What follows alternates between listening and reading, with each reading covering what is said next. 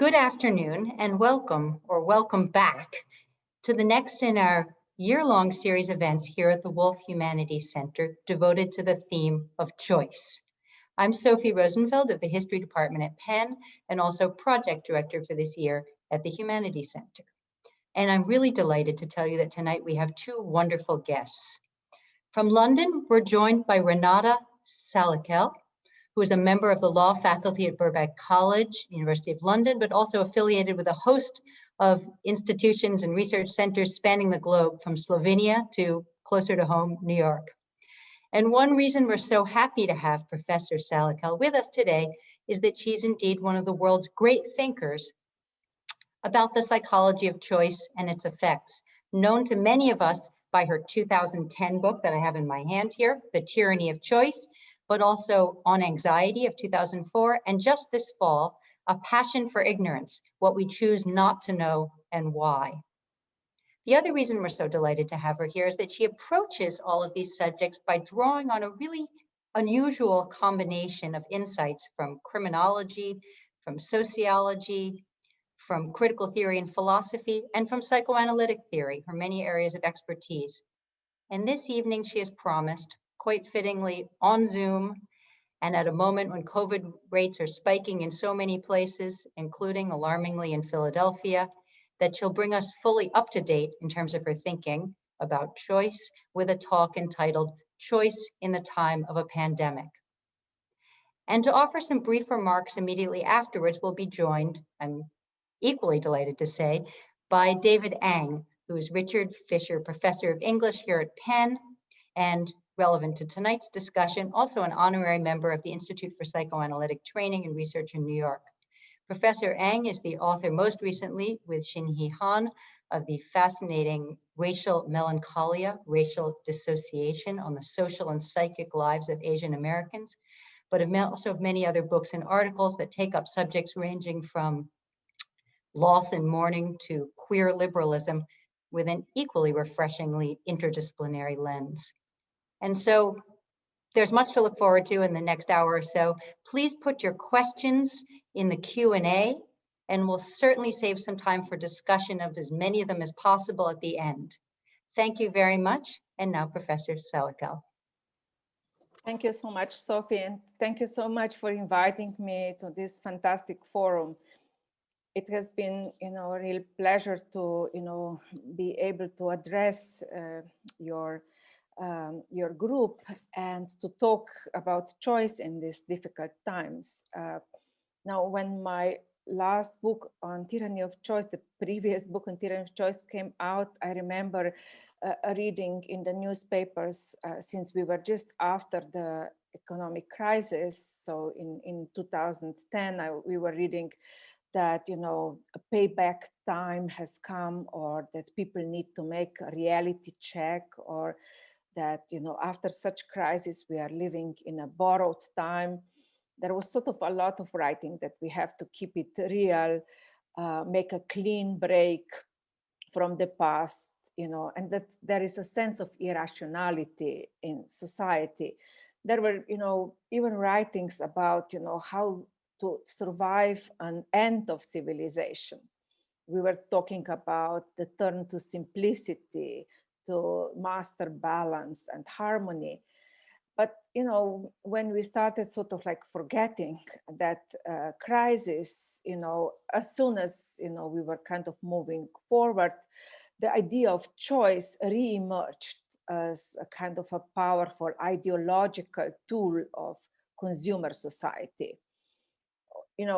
Again, we were thinking about, everyone can make it, if only I make the right choices. So we didn't learn much from previous sort of economic crisis. Although people were speaking about simplifying their life, it appeared that you had to sort of like make a choice to simplify and often buy many books or get advisors like how to simplify your life. Now, the shift on the perception of prosperity in a way that we were kind of hoping that we would get through, did not happen in such a way that people would suddenly wake up one day and start living their lives differently. in some way, we can say that the neoliberal ideology, continued, although, there have been anxieties and feelings of insecurity present over the last, we can say, 2 decades of post-industrial capitalism. Now, strangely enough, it almost looks as if the economic crisis of 2008 kind of granted a semi-expressed wish for some to put a limit to the abundance of choices that, some people were making, especially as consumers during wealthier years. And there was quite often, a kind of a desire to put a cap on extravagance, at least, among the very rich. However, this sort of search for the limit again was not lasting too long. However, then the current pandemic came.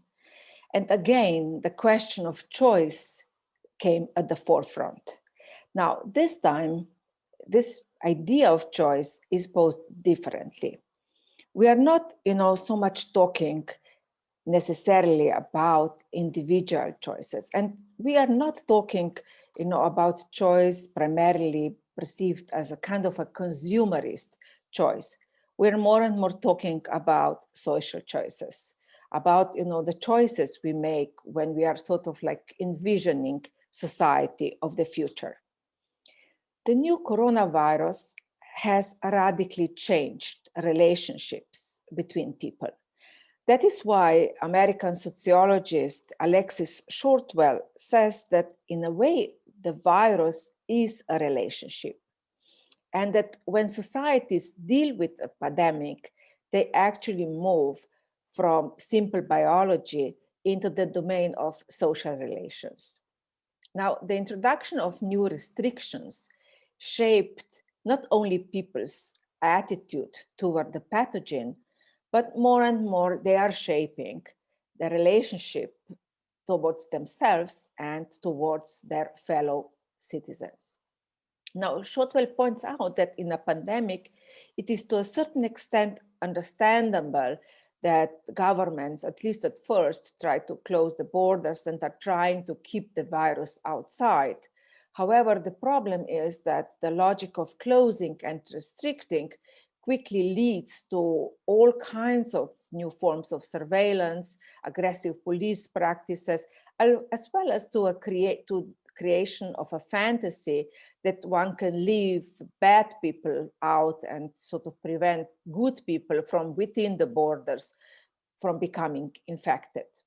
Now, this kind of sort of thinking about imposing borders, and policing the virus is opening all kinds of problems in society, all kinds of psychological problems, which I will talk about, and also all kinds of difficult choices that we are making and will need to make in the future. Now, at first, majority of you probably remember how we were talking that we are all on the same boat, and quickly it was realized that, some people might be on yachts and others on sort of like broken small boats, more like a dingy kind of boats. And, also people had very different kind of choices they could make in regard to how they can, live their lives at the time of the pandemic, especially at the time of the lockdowns, whether they can isolate themselves or not. All kinds of tensions emerged when, at the time of the first lockdowns, people started sharing images from, their country houses, like some wealthy people in Europe, some writers, for example, in France, Leila Silmani was one of them who was constantly writing in Le Monde and sharing images from her country's house and, writing about the beautiful nature she and her children are enjoying. And, immediately a kind of a backlash emerged in France, where poor people started, in response to to share images from, small apartments with, no views of any countryside. And of course, a lot of kind of attention and even, feelings of envy emerged at that time. Now, Cameroonian philosopher Achille Mbembe, at the start of the pandemic, sort of wrote that the virus might be taken as a certain kind of a weapon. When we leave home, the virus can attack us or we can pass it on to the others, which is why, in a strange way, we all have the power to kill. Although this deadly power has been in some way democratized, isolation has become a new expression of inequality. So some people can isolate themselves, others, because of poverty or because they work on the so-called front line, cannot. And we know how many more people died from COVID-19 among poor, especially among minorities, Blacks, Native Americans, and in other countries it was quite a similar situation. Mbembe also emphasized that, at the very heart of neoliberalism, there is a logic of sacrifice, which is why he claims that we should call it necroliberalism. Now, this system has always worked by calculating how much someone is worth and who is worth more than others. Now, those who have no value, such as old, the poor, minorities, Blacks, and so on, quite often become discarded without a problem. Now, in times of the pandemic, in some ways, societies reorganize themselves. And this has happened already before in the past, at the time of plague or Spanish flu, even the epidemic of AIDS. This new organization of society produces sort of divisions between those whose lives need to be saved and those who are allowed to be discarded, while it also constructs an imaginary body that needs to be protected from the virus coming from those who are supposed to be mainly responsible for its spread. And already at the time of plague, we had this kind of divisions. There has been a wonderful book in France written about it by Professor Delimont, who wrote that at the time of plague, but also with other epidemics, we quite often experience 4 different types of reactions, which kind of go one from the other. The first would be denial. Then would be search for culprits, like the outsiders, enemies, or whoever we at first blame for the crisis. Then usually comes a certain kind of acceptance.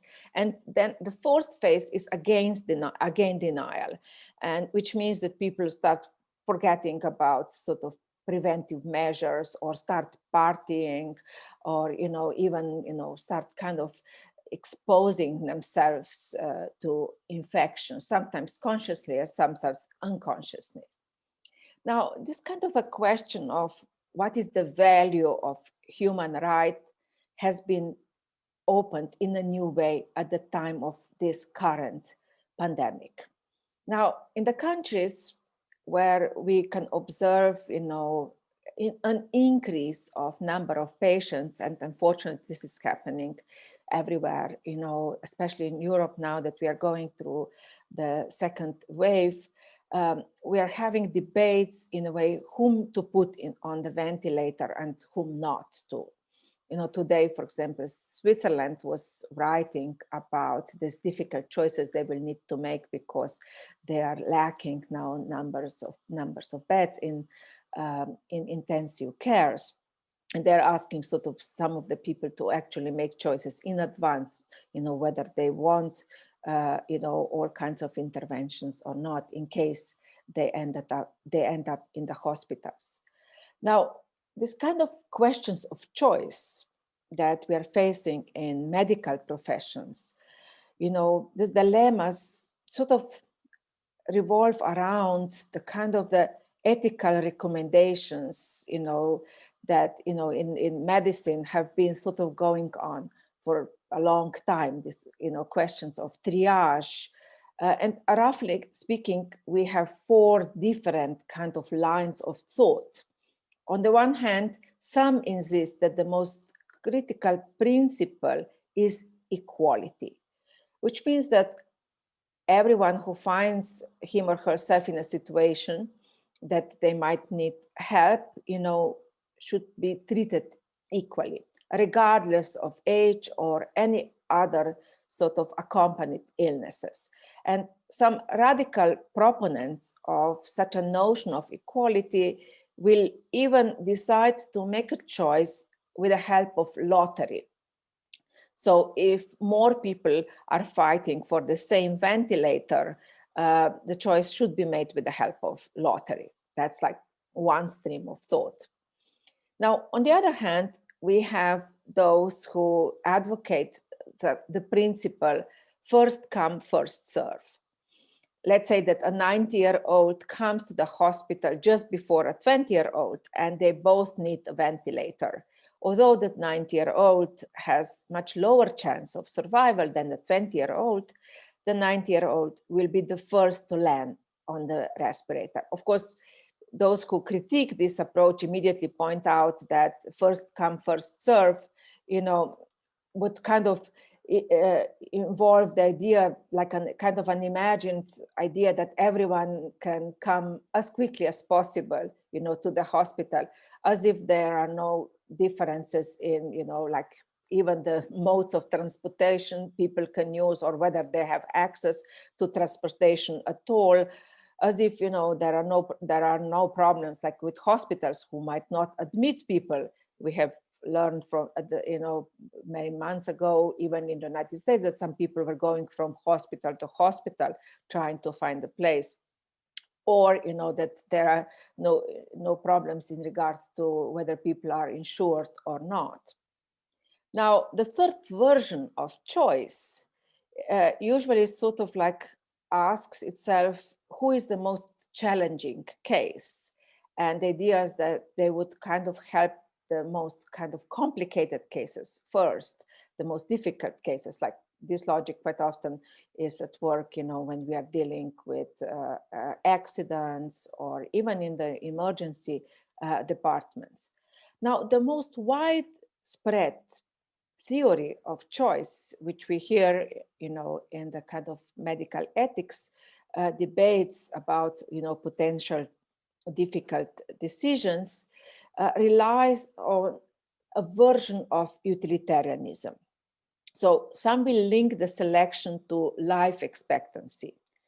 Others will add the expected quality of life, and still others will question how much the person they're rescuing helps other people, and or in some way how replaceable someone is. Here the question will be whether one should first help health workers because they are helping others, or the question will also be, for example, whether one should first help a single father or mother, or like another person. So in sort of like theoretical discussions on this, we might read about an example, should a ventilator would be given to a company director or to a single father of 3 children.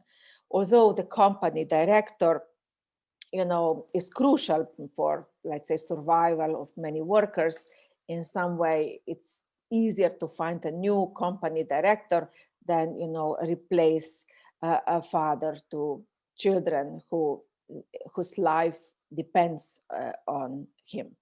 Now, such abstract considerations of choice in triage cases are replayed often in theoretical literature on medical ethics. Now, in reality, situations are much less black and white, and even the use of the ventilator itself is not perceived as a kind of a panacea. In most cases, physicians' councils wait on who might be helped, and they look at overall health of the person, at various additional illnesses, and so on. Which is why in Germany, for example, they emphasize that decisions like this need to be made in a group where we would have at least 3 pairs of eyes involved. And they often recommend that one of the people in this group would not be a physician. Now, to avoid some arbitrary decisions about whom to help and whom not to, in the US, already at the time of the bird flu, Dr. Douglas White from University of Pittsburgh and his colleagues set out creating a list of guidelines to be used as a kind of a help to colleagues if there are fewer resources than patients who need them. Now, these guidelines sort of claim that one needs to help as many patients as possible and help them survive as many future years of life as possible, while not discriminating based on disability, age, and also not looking at the expected future quality of life. Now, as Italians were in the spring grappling with many patients with COVID-19, their ethics committees formulated even more stringent utilitarian recommendations. And in some cases, they have put quite a low actually age at which they might put a person on the ventilator, and after a certain kind of age, they would not. The idea was that they should sort of look at the greatest chance of survival and the most future lives of someone, and they should also help as many people as possible. However, many doctors allegedly opposed such strict utilitarian recommendations, and according to the Italian media, many did not implement them in the practice. So they chose not to follow the guidelines. Now, among critics of such sharp utilitarian positions, questions arise as to what the idea of the value of life actually is. Can life expectancy be perceived as value? Are 2 lives worth more than 1? If we are so accustomed to look at sort of market value of everything, the problem becomes, when this logic of value is mapped onto our attitudes towards health and life in general. In modern capitalism, workers are perceived as a cost. Caring for their health is in many ways of secondary importance, as is caring for decent pay for their work. Simultaneously, funding for public health has shrunk in many developed countries in the recent decades. So choices about whether people will be able to access healthcare during a pandemic have been made before to the detriment of the population. Now, even the question of what a life worthy of a man should look like is sort of measured with the ideas of sort of profit. So the kind of necro-capitalism which we live in a way we can say already for some time has shamelessly glorified only people of particular class and often of particular race.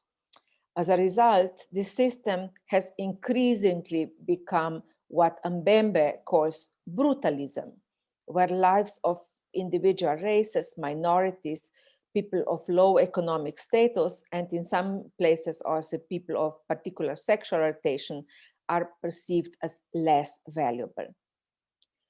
Now, if we are faced with such horrific market view of the value of life today, the problem is that the fight for the profit had actually in some way caused the pandemic in the first place.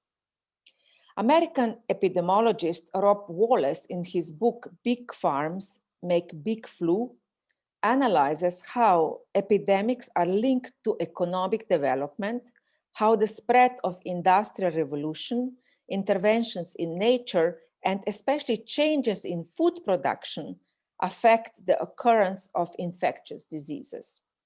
For many years, these experts' questions have not been whether a hazardous virus will appear, but when it will appear. Now, he published this book in 2016. And, he kind of analyzed, in this book, the struggles for profit that have been going on in the last decades in agriculture, from cultivation of monocultures to the expansion of large animal farms. And now that we are living with this pandemic, which he in some way predicted, and others like Laurie Garrett, American science journalist, also like almost 25 years ago in the book Coming Plague, and still others, have been writing in a similar tone in the last decades, but we have sort of pushed this knowledge aside.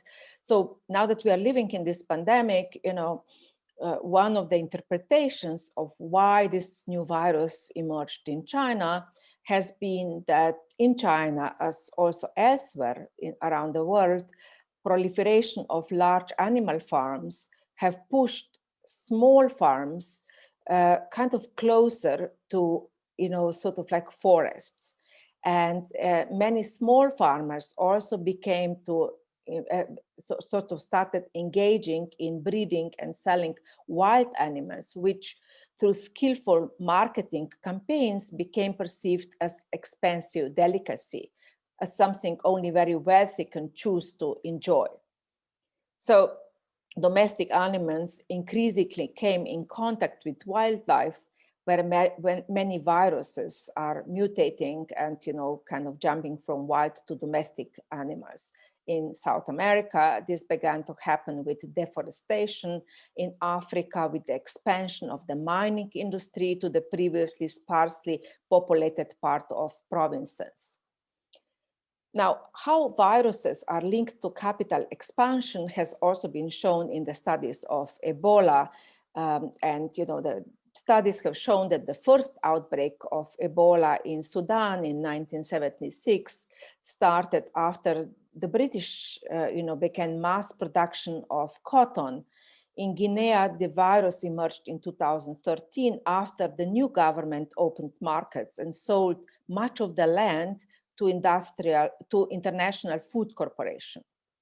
The problematic production was palm oil production, the output of which is strongly linked to ecological destruction. So monocultures like this, attract bats, which are a natural reservoir of various viruses. So we can see that certain kind of choices of how we produce food, how we intervene in nature, actually brought this current pandemic. Now, the situation we are living in, so the sort of like choices that, as I said, happened already before, are, forcing us to make more and more, individual choices now, how to live in the current pandemic. Now, quite often, we are objecting to the choices that other people are making in regard to their life. And all kinds of new feelings of envy have been observed with the pandemic. Now, French psychoanalyst Jacques Lacan has written extensively about the problem that people have when they are observing the enjoyment of others. He uses the term jouissance because the English term enjoyment is too positive, doesn't have the kind of a negative connotation as the French term has, a kind of a pleasure in displeasure. Now, people are often feeling that others are enjoying at their expense. And we have seen at the time of the lockdowns, how people were feeling that, others are not obeying the orders or are enjoying too much. And we have seen quite a lot of, anger or even aggression that, people expressed towards others. Now, already before Lacan, Sigmund Freud has been sort of questioning how do, people start believing in certain ideals of social justice? how do they form a kind of a group spirit where they perceive themselves as equal, where no one seems to be standing outside? And his idea was that that the demand for equality is kind of the foundation of social consciousness and a kind of a sense of duty. In fact, Freud says that social justice means that we deny ourselves many things, hoping that others will do without them also, or that they will not be able to demand them. Now, in doing so, Freud points out that the idea of social justice actually stems from envy. Freud takes the example of people infected with syphilis who are afraid of infecting other people. Now, their fear, according to Freud, is associated with unconscious desires to spread their infection to others. So these people are wondering why only they should have been infected and cut off from the world, why this horror is not happening to others as well. And Freud's thesis is that the formation of a certain social feeling leads to a reversal of these hostile feelings to positively colored social ties. And therefore to the fact that individuals tried actually not to infect others. So that behind the feeling, I don't want to infect others, might have been a sort of kind of a repressed envy, repressed anger, or even a repressed desire that we maybe want others to be infected too. However, this society has kind of contributed to people repressing this kind of hostile feelings. Now, of course, when Freud is speaking about group spirit, he's also pointing out how important it is to have, sort of like leaders, especially in the groups that he is analyzing, like the army or the church, a leader who appears to be a member of the group, but is also in a way outside of a group, but a leader who loves everyone equally. And if that doesn't happen, the anxiety among the members of the group often becomes much more pronounced. Now, we can say that in today's times, we have observed many leaders who have negated the virus or have also, not obeyed the orders they themselves proclaimed. They were not been, wearing the mask, or there has been a lot of denial about the virus.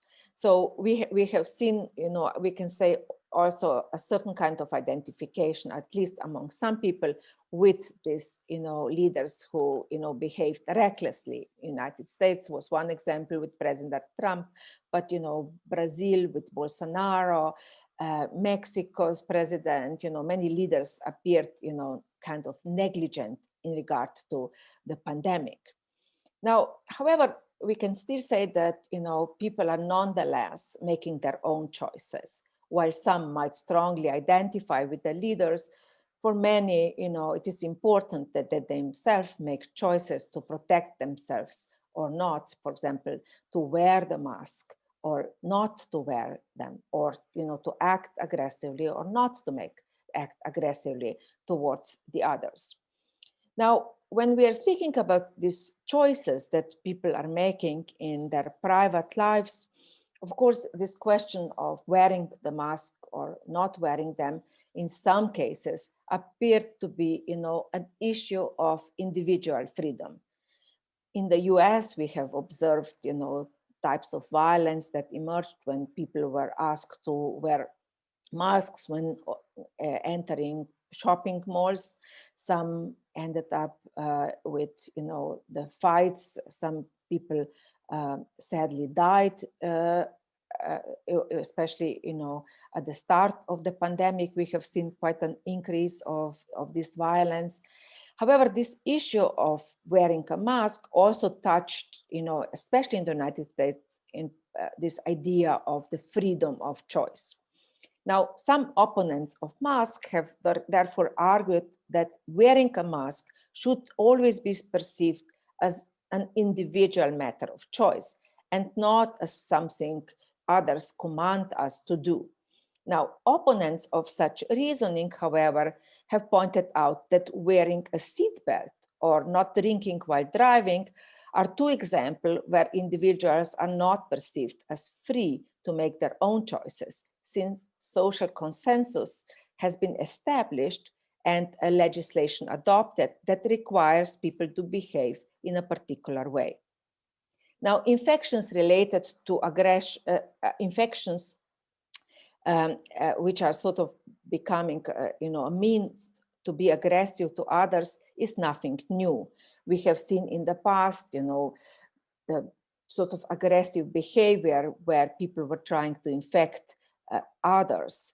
Already in the medieval times, sometimes corpses of people who died from plague were thrown, to the enemies so that we would infect them. At the time of the HIV epidemic, we have seen, deliberate types of infection. And with current pandemic, we have also seen, people deliberately trying to infect others, coughing and so on. And, there have been, persecutions of this behavior. However, more and more, we are also observing a certain particular kind of attitude in regard to the virus, where we can say that people are abandoning rational choice, where more and more we see all kinds of unconscious mechanisms at work. And in my final few minutes, I will address the question of denial. Now, I have read recently in an online forum a person saying, show me the virus and I will believe it. And the other person said, yes, because no one is really showing me the virus, I'm perceiving what I see as the image of the virus more a work of art than anything that resembles how the virus looks like in reality or that it exists at all. Now, denial has been part of political discourses. And here we can say that many politicians actually chose denial because some wanted, to keep economy going. Others were hoping to get some political gains. Even, Chinese authorities at the beginning, we can say, chose, to suppress information about the new virus. And, many other countries, for example, negated its existence. Russia, for example, was saying that when doctors were claiming that there was virus in their country, that this was simply, a matter of fake news. Now, we also had interpretations like in Jordan or, in some other Arab countries that people might be genetically protected, that, the Jordanians, for example, or even Turks had for some time at the beginning, this idea that the media was propagating that they are genetically such a strong nation that virus does not affect them in such way as it affects others. So these were interpretations which were used for political purposes many times. However, many people also embraced various types of individual forms of denial. Here, it is important to look at more historical studies about how we use denial when we are dealing something that affects our body. Now, in 1980s, Israeli psychologist Shlomo Brezhnitz analyzed how people use denial when they are facing life-threatening illness. And he observed 7 types of denials among, cardiovascular patients and, also among many cancer patients. And, the denials went from, when the people were surviving heart attack and then they saw other people maybe having a repeat heart attack, they felt that this could not happen to them, that, they are okay. Others denied information. Still others denied emotions in regard to the illnesses. Some people perceived illness just as a matter of luck or destiny. And some people had, kind of a psychotic denials where, they created delusions in regards to the danger of the illness. All these kind of denials we can observe currently with COVID-19. Some people deny informations, others feel that they are genetically so strong that they cannot be affected.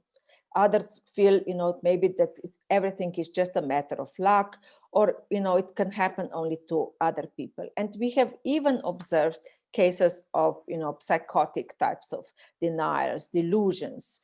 For example, in Germany, a person felt that he's protected from a virus because he envisioned that his computer, his app was infected by a Chinese virus, and that the computer virus was actually protecting him physically.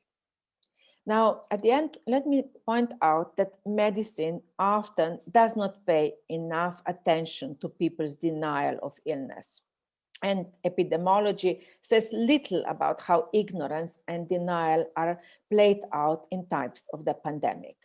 So while people might make rational choices how to protect themselves and others, unconscious desires, fantasies, and drives nonetheless play a role in their behavior, which is why denial and ignorance play such an important role in people's lives. Now, the pandemic, however, has taught us an important lesson, and that is acknowledging the unknown. As Thomas Jefferson has said, he who knows, knows how little he knows. One cannot imagine that many today's world leaders would utter such statements like this, but we should not forget that they have the possibility to choose transparency in their communication. As scientists are expressing their doubts about how to tackle the pandemic, political leaders also need to pay attention to the importance of acknowledging the unknown. As German politician and epidemiologist Karl Lauterbach recently said, quote, "Uncertainty and doubt are not a disgrace to scientists or politicians at the moment. It is a shame to be overconfident." Thank you.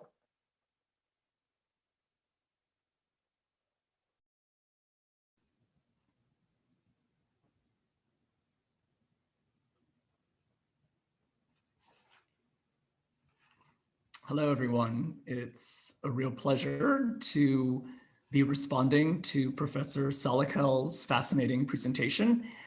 Before I begin, I'd like to thank Professors Sophie Rosenfeld and Karen Redrobe for inviting me to participate, as well as Sarah Varney, Sarah Malinsky, and the interpreters. It's always such a pleasure to participate in events at the Wolf Humanities Center. So let me preface my remarks by saying that I just received the presentation, so unfortunately, I haven't had the chance to read it very carefully, so my apologies. My remarks are going to be somewhat brief and informal.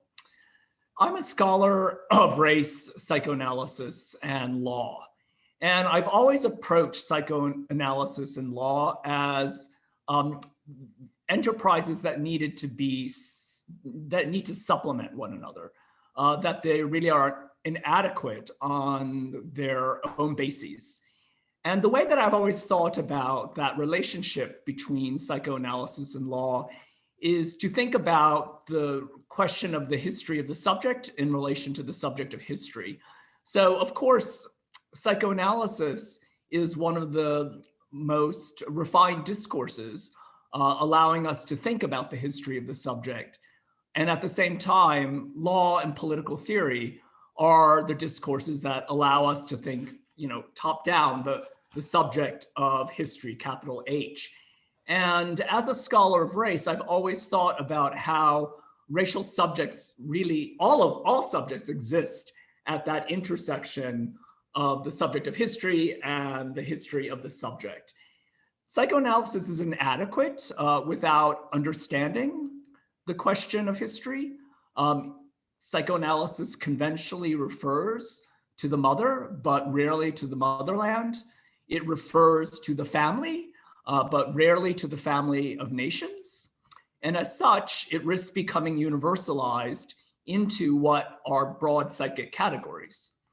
On the other hand, law needs psychoanalysis because without it, it would otherwise be unable to capture or to comprehend its wildly uneven effects on different subjects and on different populations.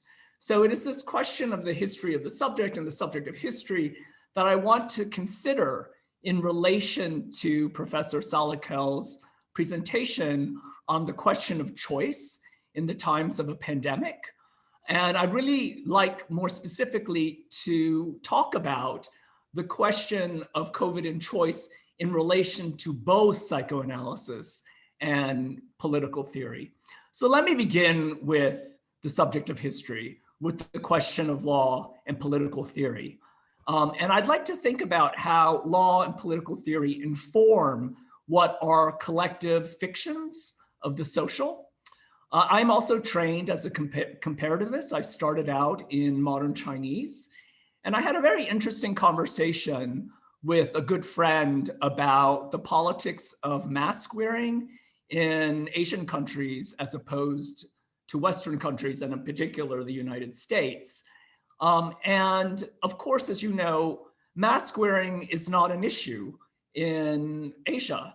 In Hong Kong, where the population is almost similar to that of New York City, over the course of the pandemic, there have been less than 6,000 infections. So we were speculating as to the reasons around the unbelievably politicized nature of mask wearing as a question of individual choice in the West versus the idea of mask wearing as not at all politically controversial or socially controversial in Asia. And of course, that understanding of that question of choice goes back to the collective fiction in the West of the individual and individualism. It is something, of course, that is traced from Locke, Hobbes, and Rousseau to McPherson, the idea that we are all possessive individuals, independent, one in which we have no relation or dependency on others, and that possessive individualism is defined by freedom and choice. And I think that mask wearing as a factor of that individualism is part and parcel of that genealogy, legal genealogy. In Confucian societies in Asia and China in particular, the fiction of the social is not the individual, it's the collective. And the issue there then is that social organization around the collective demands a set of reciprocal relations of duty among the collective. And I think that this accounts for the way in which what here in the West we believe to be the problematic question of mask wearing and choice actually has no traction in a different history and political economy of Asia. So what the epidemic demonstrates to us is the tenuousness of the political, economic, and psychic belief of the defended individual that is the fiction of the West. And here I just want to give a shout out to my Rutgers colleague, Ed Cohen's amazing book, A Body Worth Defending, which traces the concept of immunity from a political to a biopolitical concept. He starts with the way in which immunity began with the Roman papal embassies, the idea of these embassies as having a kind of sovereign immunity from Muslim societies as they traveled around the area, and how then this concept of political immunity became later a biopolitical concept, and this idea that each of us are individual bodies that need to prevent other invading bodies from infecting us. And this is a very strange metaphor. I mean, Trump himself said that we're at war. We're in a true sense, we're at war fighting an invisible enemy. Viruses are not sovereign nations. They don't have armies, navies, they don't have air forces. They may not even be alive. And so I think that that idea of the virus as a war really exposes the inadequacy of this idea of the defended body as an organism that's independent, a biopolitical organism that is independent. And one of the things that Ed Cohen brings up in this book is the notion that the antonym of immunity, which you may not know, but you can guess is actually community. So the very idea by which our modern concept of the defended body of immunity is built on this idea of the defended individual that we get from law. And so certainly a pandemic demonstrates that individualism as such is biologically counterfactual.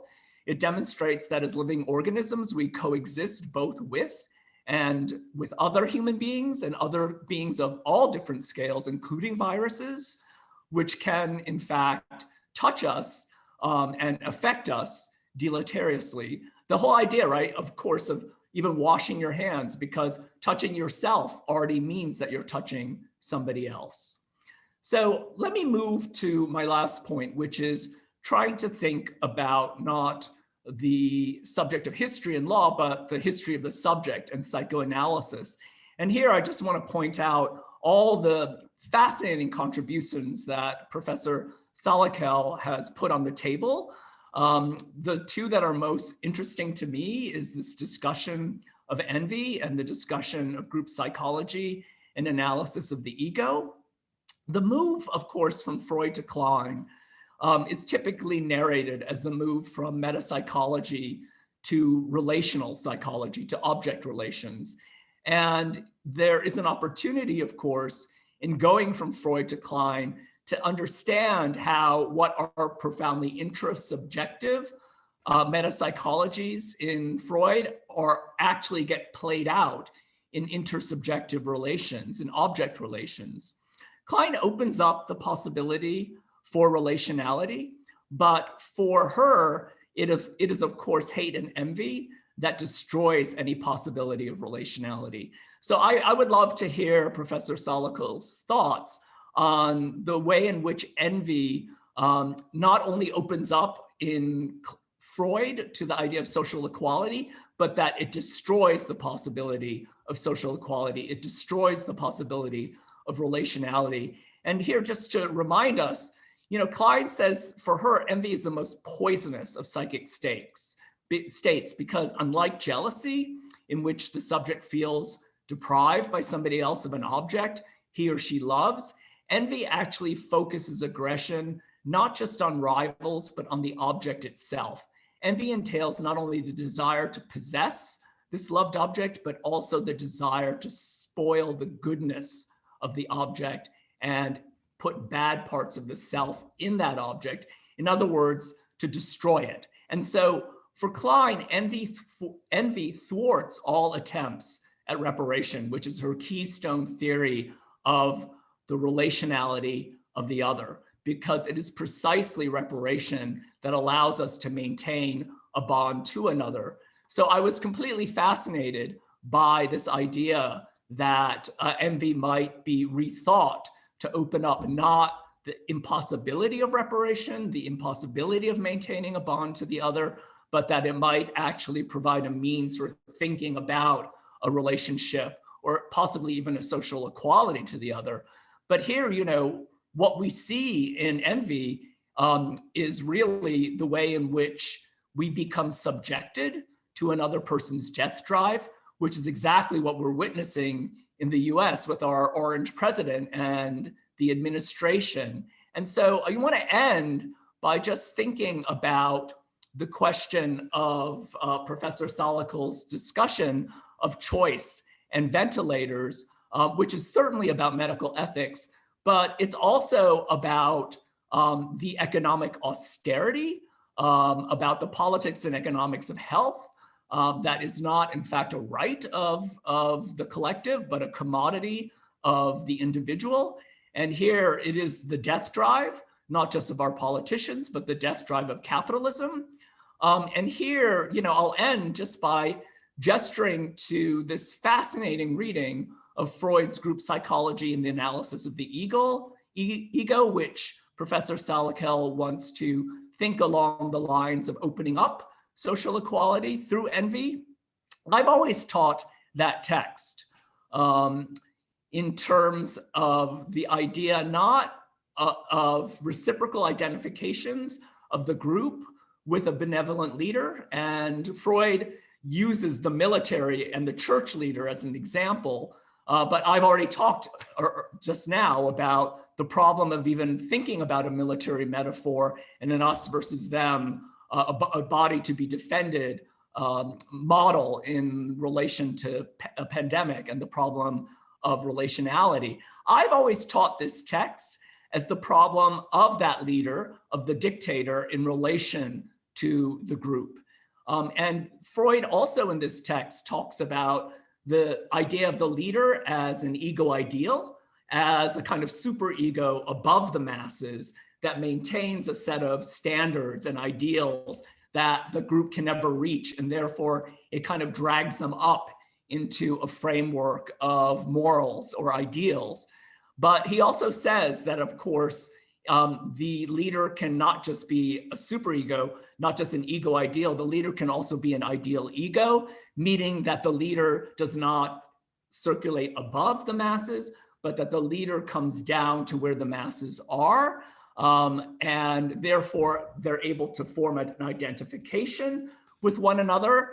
And in fact, this is not about lifting up the masses, but dragging them down. So I've always been fascinated by group psychology and the analysis of the ego precisely as being able to explain to us psychologically the advent of populism. I'm going to end my remarks there. Thank you so much.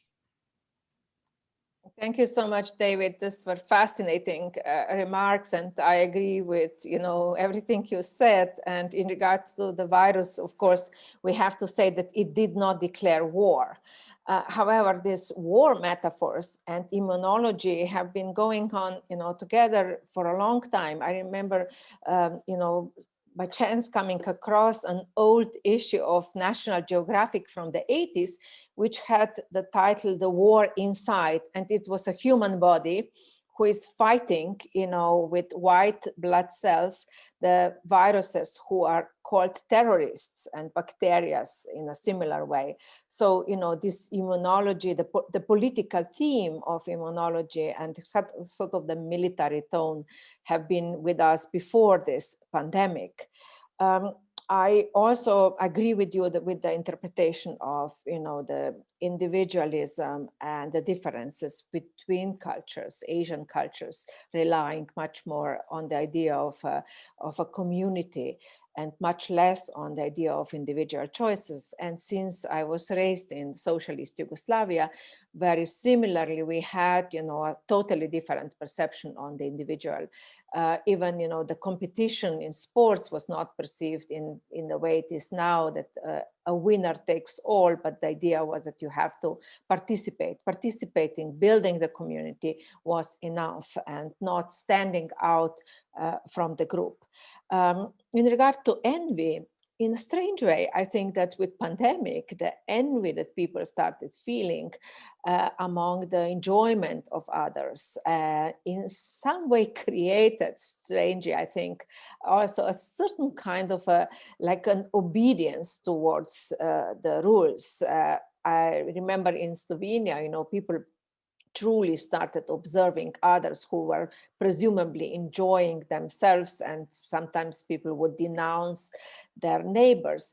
But nonetheless, behind this envy was also a certain kind of like respect for rules. So, people were angry if others were not respecting as they felt, but nonetheless, they themselves quite often, sort of tried, at least in their group, to strengthen, the kind of the obedience towards the group, towards the rules. So I would say that there was a kind of a paradoxical social dimension behind this envy. I thank you for the advice about Ed Cohen book. I will be sort of delighted to have a look at it. And, since we are all going through these difficult situations about the choice in the medical domain, I completely agree with you that these choices on the social level have been done before, that, huge number of countries have so embraced austerity, have not worked towards strengthening health system. In Italy, for example, in particular, they have analyzed that austerity has cost them, numerous beds in hospitals, and as a result of it, they had, such a devastating first wave of the pandemic. Hello again. Thank you both, Professor Salecl and also Professor Ang, for such terrifically interesting comments. And we have some questions coming in from the audience now. And if it's all right with everyone, we'll run over a little bit. We won't go too much longer, but we do want to leave a little time for questions, if that's, Professor Salecl, is that all right with you? Yeah. Terrific. Thank you. The first question to come in was to ask you something about defiance in this regard. You said quite a bit about denial, but what about when it comes to choices, defiance as a motive of sorts? Can the person specify in which sense? And I don't know because I just have the question as it's stated, but what I'm imagining is people who are a sort of level of anger that results in resistance that's motivated by hostility of various kinds to being asked to do anything and therefore denied some kind of choice.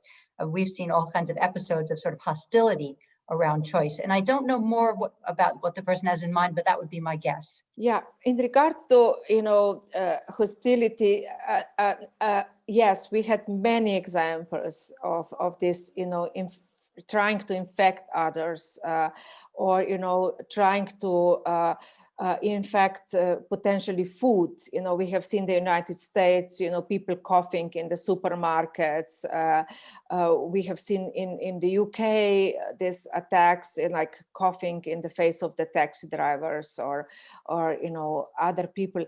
But what struck me, the most fascinating case actually came from China, where at the start of the pandemic, they were sharing around in their social media a video of two people starting some kind of a spitting match. They got into an argument and then they started spitting on each other.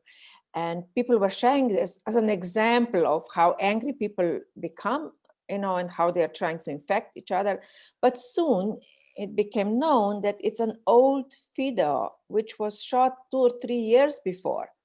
It were two people were spitting on the streets, and it had nothing to do with the pandemic. For me, the interesting thing was the enjoyment of sharing such a video, like the enjoyment in envisioning such type of anger, a kind of a fantasy being played out through this, fake video, or the video was not fake, but it was, not related to the pandemic. So I would say that this kind of emotions related to anger, aggression, sometimes, happened in actual life, but sometimes they were actually fantasized. And there was an enjoyment, I think, related to the fantasy that they existed.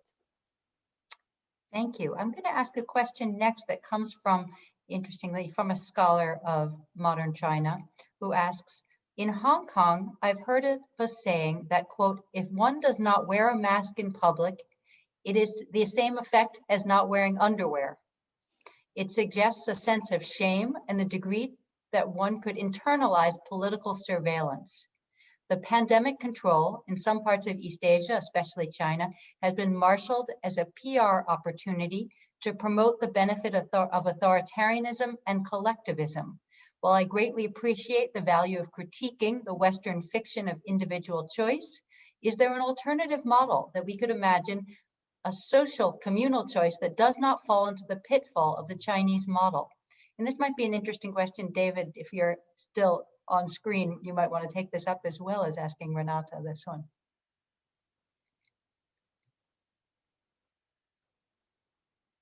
Either. Say very quickly, Sophie, I'm interested in hearing what Renata wants to say, but that that is not an invalid perspective, but to imagine that surveillance cultures are not as rampant in the West and in capitalist societies is, I think, another collective fiction that we would need to deconstruct. Yeah, I agree with you. I agree with David. Yes, surveillance has been, very much present in the Asian cultures. There has been, a lot of also open aggression towards people and, limitation of their freedoms. To a point we can say there was a success, at least, as we can observe at this moment, the virus has not been spreading, at least in China and also in some other countries. But, I would say that we should not negate the fact that people did pay the price, that in the individual freedoms, human rights, have been, deeply, let's say, endangered, not only now, but also before. But I agree with David that we should not forget that surveillance is very much present in the Western countries, which believe in individual freedoms and choices. And I think that I don't think we need to make a choice between one way of tackling the virus and another. The problem, of course, is that we are living in societies which have really forgotten, the power of the, strong health system, that we are living in society which have encouraged these consumer choices, and interpreted, individual choices primarily as kind of aggressive individual choices, consumer choices, and not thought about, choices in terms of social choices that, people are making and, which society has to make too. Interesting to think about this in these different social contexts, but also different political contexts, insofar as different regimes have also approached these questions so differently in the last 6 months.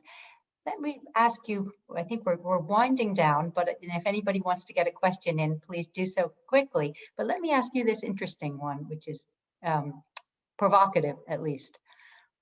Could you say something more about what medicine might look like if it paid more attention to denial and unconscious desires? Would it look like psychoanalysis, or in the case of a virus, like something else?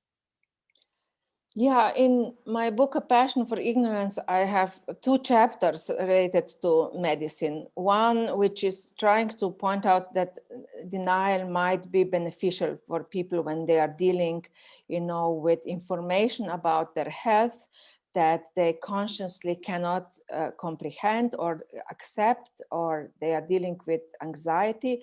Denial, or ignorance plays an important role also when we are dealing with some information like about our genes, about our brain, where, we actually deal with the unknown, so in some way, does it help the person to presumably know, something about his or her genome? Here, a lot of the interpretation of what might be written in the genes is a form of fiction. And, the people's anxieties can, really be very high when they, learn something about their genetics, for example, from commercial genetic tests. So, we have to kind of tread carefully when we are dealing with this knowledge, which, should always embrace, kind of a lot of, doubt, and, should not be perceived as knowledge which tells us some kind of a particular secret about the individual.